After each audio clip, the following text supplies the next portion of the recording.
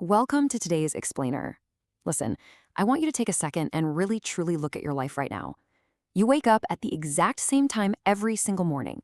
You navigate the exact same brutal commute, and you put in a solid 8 to 10 hours of grueling work.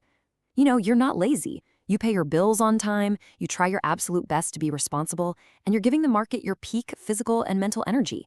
But honestly, I know you are profoundly exhausted. You are giving absolutely everything you have, and today we're going to uncover exactly why it still feels like it's never enough. Okay, let's dive into this. The core question haunting millions of hardworking people is simply this. Why is your bank account always looking terrifyingly close to zero at the end of the month? And I need to firmly clarify something right out of the gate here. Your financial struggle, it's not a personal failure. You are not failing because you're unintelligent, and you are certainly not failing because you lack a strong work ethic. If you've been sitting there assuming you just need to grind out a few more hours of overtime to fix all this, well, you really need to hear what comes next. You likely know this sensation intimately. It's that feeling where you are running at absolute maximum speed on a treadmill that literally keeps getting faster. And that is exactly what's happening. You see, you're actually trapped inside a highly engineered economic machine. This system wasn't designed to reward you proportionately. No, it was deliberately designed to consume your effort much, much faster than it rewards it. It's built to keep you working forever without a single chance to actually rest. We're going to break down the 3 invisible traps of this machine, starting right now. Which brings us to trap 1, the biological time equation, the mathematical death sentence of the linear salary. From the exact second you entered the workforce, you were conditioned to accept a deeply flawed formula. You were taught to trade your finite, totally irreplaceable hours for a flat currency. But relying on this equation is a trap, and it's a game you literally cannot win. The reason you can't win is this hard biological ceiling, 24 hours. You simply cannot outwork the laws of physics. When your income is permanently chained to your physical body, you can never build real distance between yourself and absolute disaster. Think about it for a second. You aren't building a life, you're just funding your daily survival. If you get sick, if you burn out, or if your company abruptly cuts your roll, your income drops to zero instantly. But the cost of your rent, your food, your insurance, they behave as your fatigue doesn't even exist. The system charges you a premium just to stay alive. And this brilliantly illustrates the sheer imbalance of the fight you're in. On one side, your physical energy is finite and constantly depleting. You're extracting every single ounce of energy from your body, but it's only converting into short-term cash flow, not long-term power. On the flip side, we have central bank inflation, which is infinite and accelerating. You are basically out there digging a massive trench with a spoon, begging your boss for a pathetic 3% raise, while silent inflation legally steals the purchasing power of your savings right out from under you. It's a game where the rules change every single time you get close to winning. That relentless pressure pushes us right into trap 2, the ego tax, the invisible disease of pressure spending. Now, what's really interesting about this is how it exposes what happens when working-class people finally secure a slight raise or a promotion, and how society tricks them into throwing that lifeline completely away. Society demands that you prove your progress to the outside world, whispering that success is an aesthetic. So when you get that raise, instead of buying your freedom, you buy a more expensive cage. You pay the ego tax. You take the exact seed capital required to build ultimate independence, and you literally hand it directly over to banks and luxury brands. Why? Just to secure the temporary admiration of strangers you don't even like at a traffic light. You lease the luxury European sedan, you move into the premium apartment with the floor-to-ceiling windows. But guys, you aren't upgrading your life. You are systematically destroying your financial margin.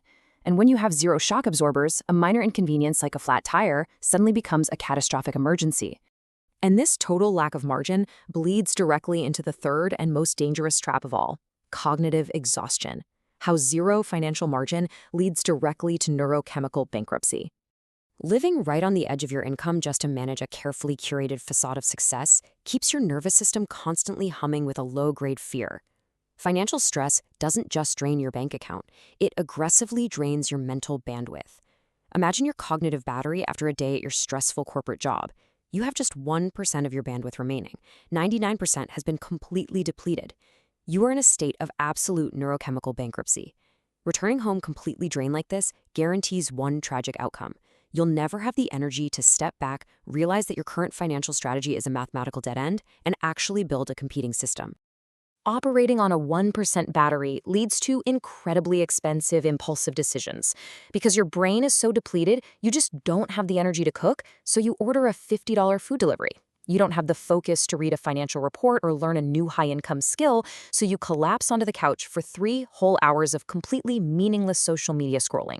Make no mistake here. The system wants you operating in this state of permanent exhaustion. It ensures your default decisions are geared toward immediate emotional relief rather than actual long-term stability. So, how do we actually break out of this permanent loop? We deploy the radical intervention, breaking the permanent loop to achieve financial escape velocity. What I'm about to walk you through is not gentle financial advice. It requires a radical surgical intervention on your lifestyle and your mindset. It is a necessary fight for your survival. Looking successful and actually being free are two completely opposite mathematical equations. You must aggressively downgrade your aesthetic immediately. Stop the bleeding, sell the heavily financed car, cancel the premium subscriptions, and aggressively slash every single expense that doesn't physically keep you alive. Adopt monastic discipline. Yes, that might mean driving a rusty 10-year-old vehicle. And you know what? You must be entirely willing to endure the mockery of your peers. Let your coworkers laugh while they drown in their own invisible consumer debt. Your goal is not to impress them. Your goal is an impenetrable layer of financial margin. Let's move on and see how this builds. Once you embrace that discipline, you follow the escape velocity protocol surgically. Step 1, kill the ego tax. Step 2, take every single dollar you save and hurl it violently at your high-interest debt. Kill the vampires sucking your blood. Step 3, build a quiet, boring starter buffer of cash. Notice I don't call this an investment. This cash is a psychological shield. It exists solely to protect your cognitive bandwidth from everyday emergencies. And finally, step 4, acquire leverage. So the crucial point in this entire strategy is decoupling your income from physical time. You simply cannot save your way to millions if your income remains permanently capped by an hourly wage. Once your margin is secured, you must use your newly protected mental energy to acquire leverage. During the quiet hours of your evening, you transition into a ruthless learning machine. You acquire highly specialized skills the market desperately needs. You stop asking how to work harder, and you start asking how to make each hour worth 10 times more. Then, you unemotionally deploy your surplus capital into broad productive assets, buying a literal slice of the American economy through low-cost index funds, and you step back and let the unstoppable force of compound interest do all the heavy lifting. When you do this, the ultimate goal is achieved.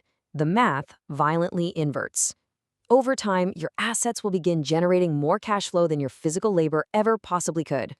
You put your financial future on absolute autopilot. This is the moment the chains of the middle-class traps finally shatter. You step off the treadmill, you reclaim the ultimate ownership of your time, and you are never forced to sell another hour of your life. I want to end our explainer today with this final provocative thought. Really ask yourself, will you continue protecting your aesthetic ego, or will you endure the discipline required to build your actual freedom? The engineered machine is desperately hoping you choose your ego. But the choice of how you use your energy, your time, and your newly found margin, well, that's entirely up to you.